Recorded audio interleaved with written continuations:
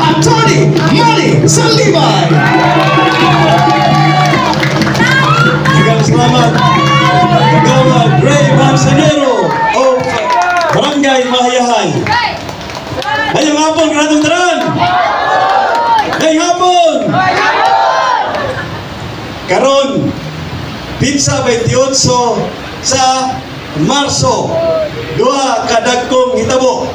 Karon magsugod ang official campaign period sa local candidates gikan sa congressman down sa mga konsyal. Karon duha ka dagko nga hitabo. Mao kini ang official campaign period magsugod. Ikaduha, karon usab gisaulog sa katawhan Pilipinhon ang kasumaran sa adlaw na tawhan ni President Rodrigo Roa Duterte. Ika-80 ka kasumaran sa adlaw na tawhan.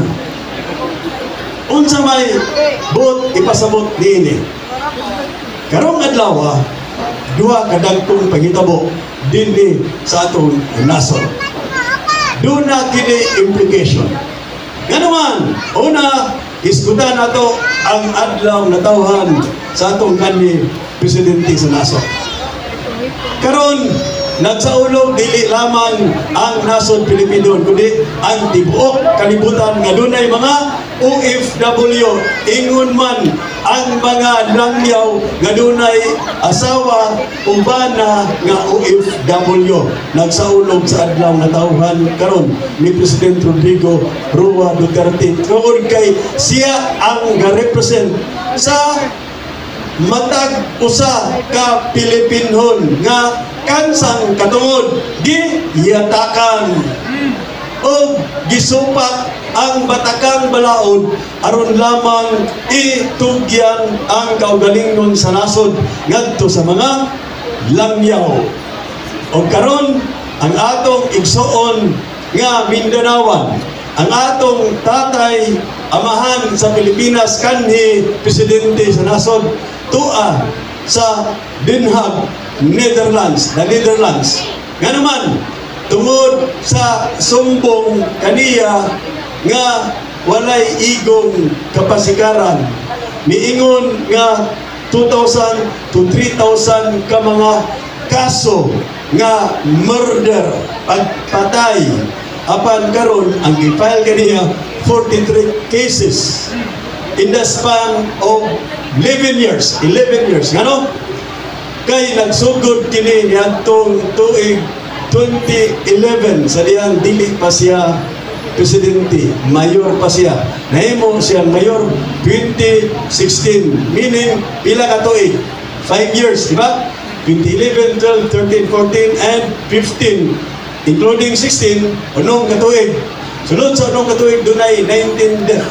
Unong katuig, 19 ra kabuk patay, maigi sangat sa dito sa Den Haag, sa ICC, International Criminal Court. Ang ikaduha, gikan sa iyang pagka-presidente sa tuig 2016 to 2022. Unsay nahitabo, doon ay natala nga 24 death. Taas kayo. Sa ato pa, dili kini pareha sa nahitabo kang Putin nga doon na gyampoy red notice from the Interpol aron dakpon siya pinagi sa warrant of arrest nga gi-issue sa International Criminal Court. O kang Prime Minister Netanyahu of Israel sa may nahitabo sa Russia, miatake sa Ukraine. Miatake sa Ukraine. Dayon dunay systematic nga pagpatay sa pipila ka mga Ukrainians. Dinipod sa nasod sa Israel pag-attack nila sa Gaza. Pero ila na to, retaliation to, kaya sila may unang atake. Pag-retaliate nila, dunay mga pundok sa katawhan nga Palestinong nangamatay. Kini unsa may nangamatay niini mga Pilipinhon. Dayon unsa may hinungdan tungod sa pag-implementar sa Anti-Illegal Drugs Republic Act 9761. 9561. Anti-Illegal Drugs Implementation Drug War nga mikalas og mga kinabuhi nga natala dito sa maong sumbong.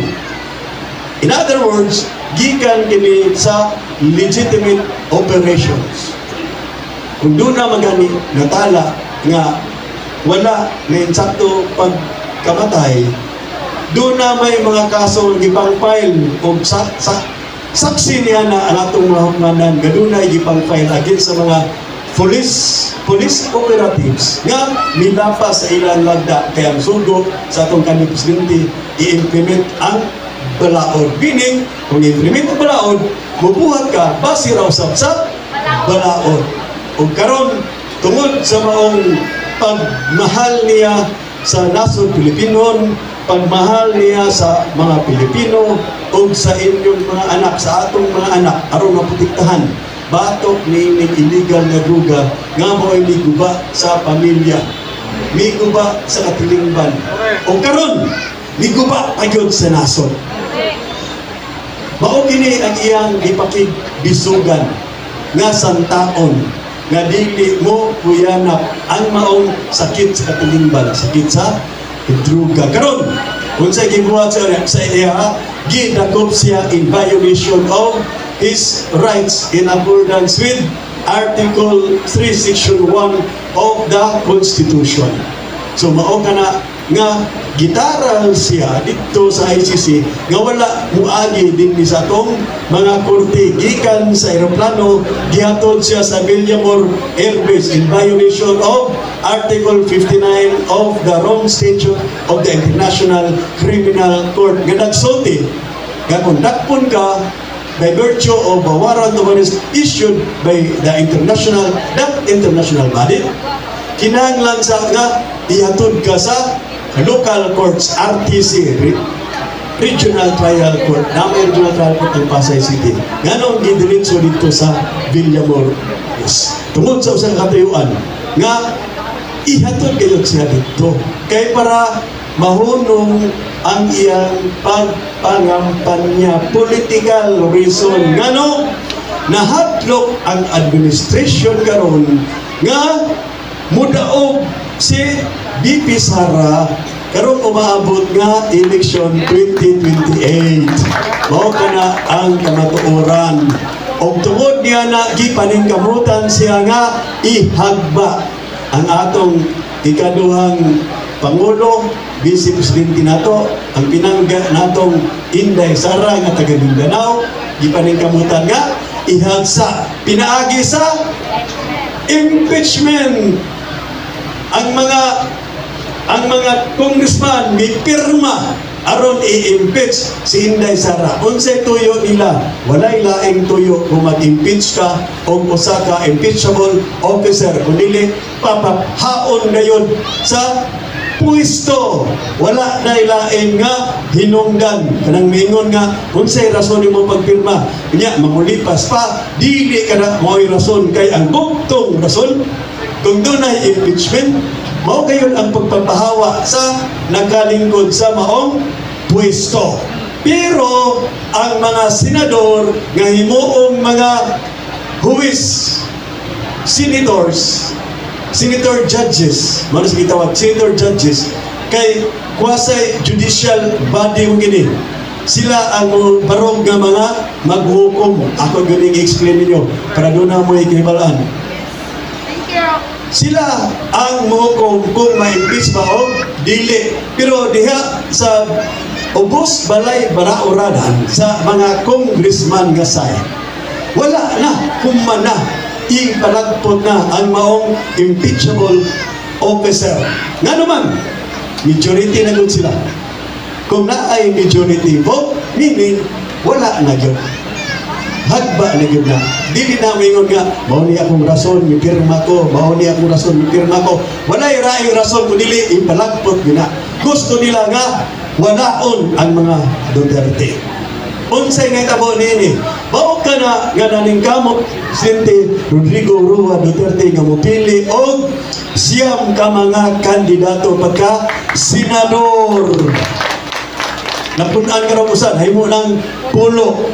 Nga naman, kay diha, ako naman gisulti sa inyo nga kwasay judicial. Kasi kwasay judicial, dili ni siya nga purely legal ang buhaton. Kung dili, dunay political po nga nature. Sabot pasabot, dili lang ni hukom diritso base sa balaod. Kung dili, base po sa political inclination.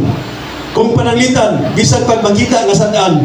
Pero kung ang naglingkod, ang majority, miingon nga, ato ning ipakuan siya, ato ning pugnan, nga dili ni ma-impeach. Hindi ko na ma-impeach kung doon ay majority nga vote.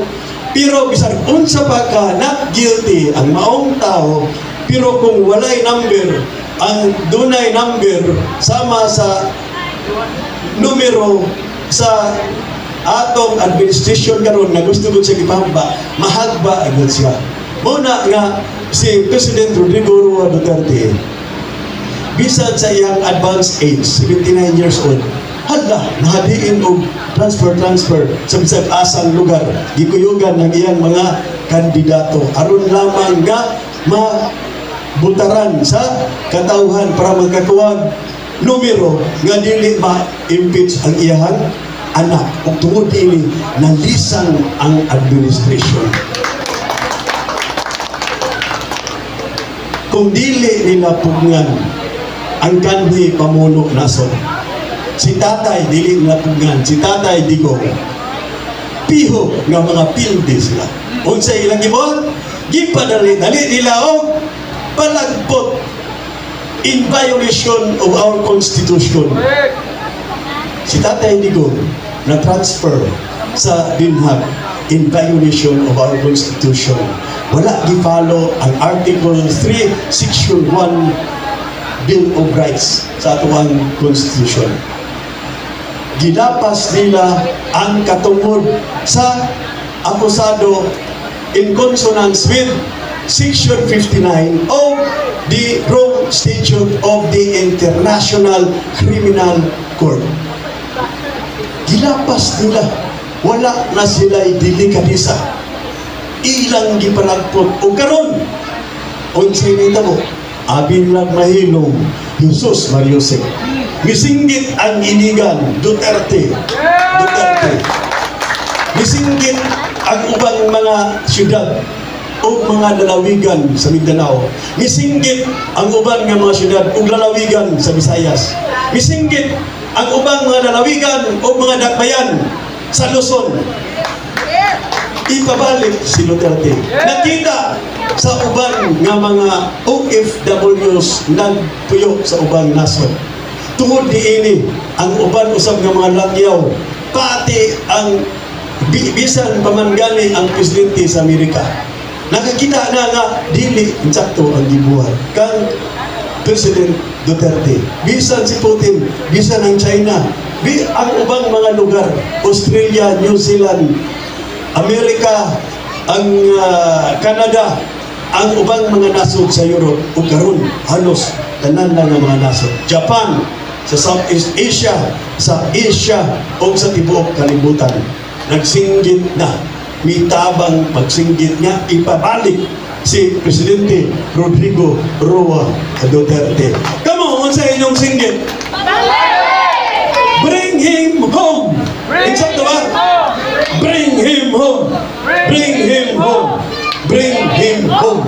Nga naman, nakita karon nga kining tawhana dili man ini abusado, kining tawhana mapinanggaon man ini, mauna nga gipangga pod sa mga tao. Kining tawhana duna man din pagmahal sa nasod, o gipangga pod sa mga Pilipinon nga dili lamang dinhi sa Pilipinas kundi pati na dito sa ubang mga nasod sa kalibutan. Nakita nila og karon nakuyawan dili lamang ang International Criminal Court, kundi hasta ang naa sa nangatungdanan ang administrasyon karon. Kay nakita pinaagi niini unsa kapalpak ang gobyerno karon nga dili nagani magkahuna-huna og insakto. Mao nay napamatud-an lamang ang war on drugs ni President Rodrigo Roa Duterte, insakto gud ay. Kay kung naa pa na sa insaktong panguna-una, wala pa na influence sa duga, maayo unta ang iyang paminsar. Dili unta nila lapason ang balaod, dili unta nila lapason ang batakang katungod sa tao. O karon, unsa may buhaton sa katawhan, padayon kitang magpakabana sama sa giingon ni Attorney Ruben R. Canoy. Ang lungsod nga masayod mo'y makahatag kusog sa demokrasya. Apan ang lungsod nga pasagaron mo'y makapukan sa atong kagawasan. Gikortel na, hinay-hinay nga gikortel ang kagawasan. Tanawa ang atong kanhi presidente, si Tatay Digong, gikortel ang iyang kagawasan.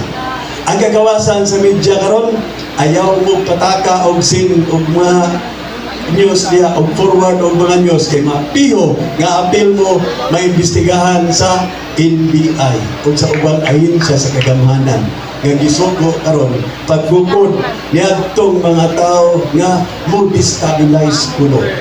With in truth and in fact, ang atong administration mo'y naghatag o hinungdan nga ang mga tao misulti karon sa kamatuoran tungod kay walay bakat nga makapukan sa kamatuoran. Mao kanay kamatuoran akong mga igsoon dinhi sa Pilipinas.